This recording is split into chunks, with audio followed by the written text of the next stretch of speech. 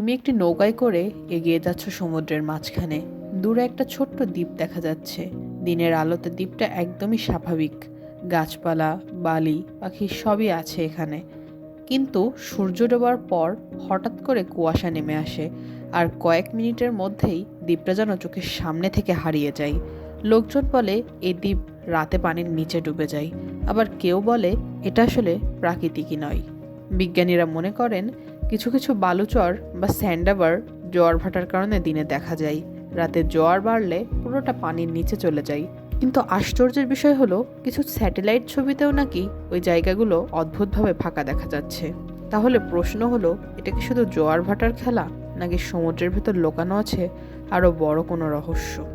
আজ আমরা জানবো এমনই 5টি জায়গার কথা, যেগুলো জোয়ার ভাটার কারণে কখনো দেখা যায়, কখনো অদৃশ্য হয়ে যায়। কিন্তু এসব জায়গা ঘিরে শুধু বিজ্ঞান নয়, রয়েছে নানা রহস্যের গল্পও।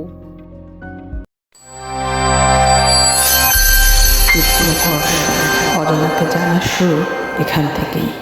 প্রথমেই রয়েছে দুবলার চর।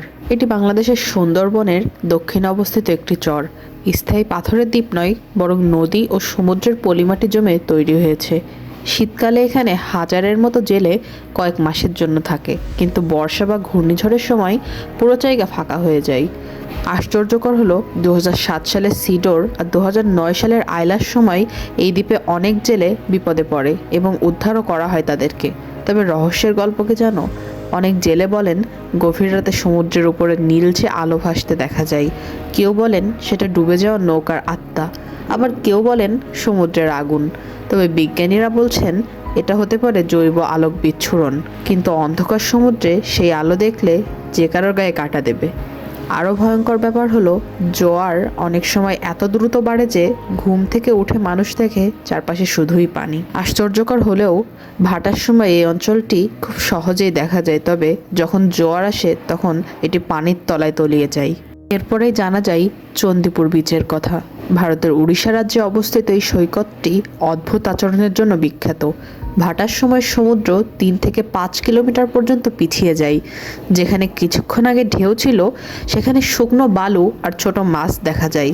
রহস্যকর কথা হলো, স্থানীয়দের মধ্যে একটা কথা প্রচলিত আছে, রাতে সমুদ্র সরে গেলে দূরে ছায়ার মতো কিছু নড়তে দেখা যায়। কেউ বলে সেটা বড় মাছ বা ডলফিন, আবার কেউ বিশ্বাস করে সেটা সমুদ্রের প্রহরী।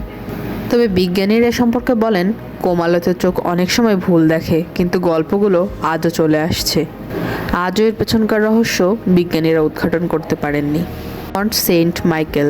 ফ্রান্সের নরম্যান্ডিতে অবস্থিত এই দ্বীপটি একসময় দুর্গম মঠ ছিল। জোয়ার এলে চারপাশ পুরো পানিতে ঢেকে যায়, দূর থেকে দেখলে মনে হয় যেন পানির ওপর ভাসছে। মধ্যযুগে অনেক যাত্রী নাকি এই জায়গায় সময় বুঝতে না পেরে আটকে পড়েছিল। কিছু মানুষের নিখোঁজ হওয়ার গল্পও শোনা যায় এখান থেকে। অনেকে বিশ্বাস করতেন দ্বীপটি স্বর্গীয় শক্তির সুরক্ষায় আছে, কারণ শত্রুরা আক্রমণ করতে গেলে জ্বর এসে পথ বন্ধ করে দিত। আজ বিজ্ঞান ব্যাখ্যা দেয়, কিন্তু পুরনো গল্পগুলো টিকে আছে এখনও। ইস্টি ম্যারিস আইল্যান্ড ভারতের কর্ণাটক রাজ্যের উপকূলে আরব সাগরের মধ্যে অবস্থিত।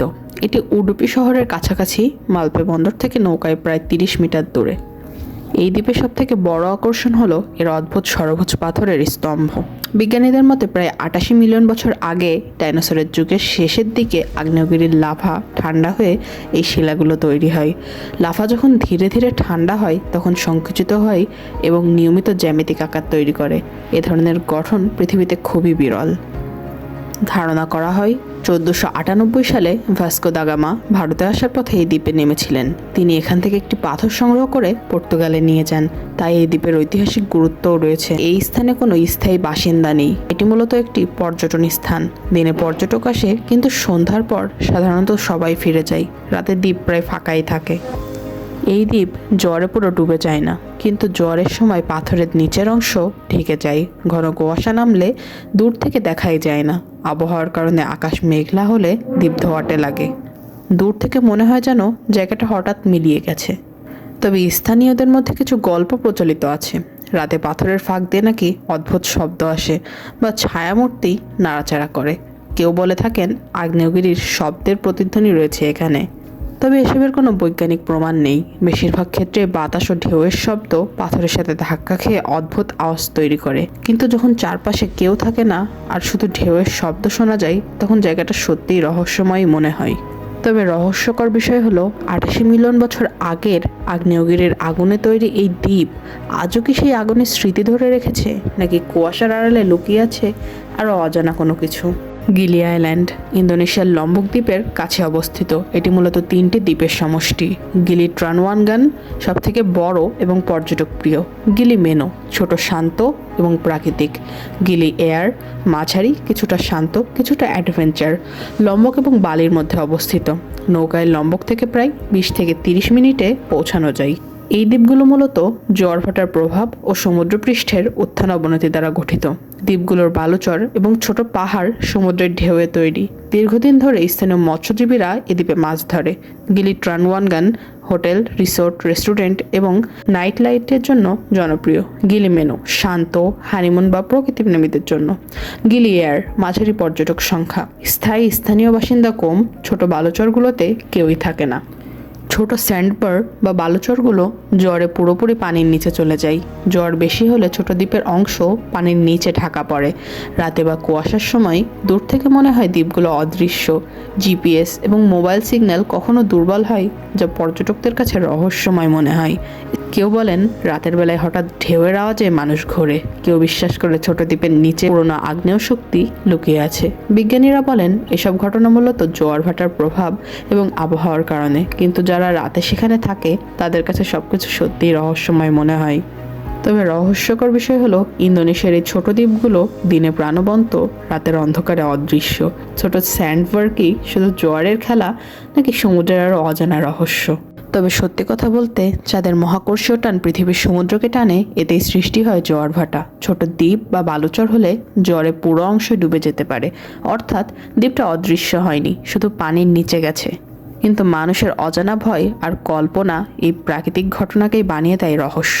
সমুদ্র পৃথিবীর ৭০% ঢেকে রেখেছে, আমরা এখনও তার অল্প অংশই জানি। তাহলে ভাবো, এমন কত দ্বীপ আছে যেগুলো দিনে আছে আর রাতে নেই। তোমার কি মনে হয়, শুধুই বিজ্ঞান, নাকি সমুদ্রের গভীরে লুকিয়ে আছে আরও অজানা কিছু? আর এরকমই রহস্য উদ্ঘাটনের জন্য চিৎপ্রকর্ষ আছে তোমাদের সাথে।